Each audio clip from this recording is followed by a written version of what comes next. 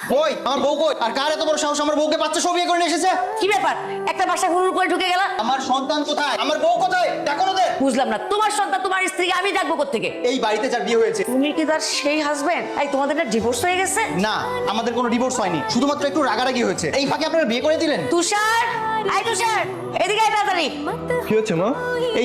এই তো আমার মেয়ে। আম্মু কেমন আছো মা? কে আপনি? আমি ওর বাবা। ওকে একটু রাখো তো। কে আসছে? তোমার প্রাক্তন স্বামী।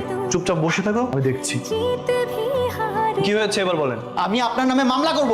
কেন? আপনি আমার ওয়াইফকে আমার ডিভোর্সের আগে বিয়ে করেছে, আবার বলছেন মানে? তুমি তুমি এখানে?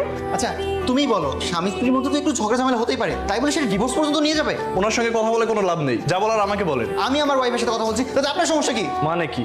ইনি যদি আপনার ওয়াইফ হয় তাহলে বাচ্চা কিভাবে আপনার? হ্যাঁ, বাচ্চা তো আমারই। মানে কি? মানে আমি বুঝিয়ে বলছি। ওই আমার বউ কই? আর কার এত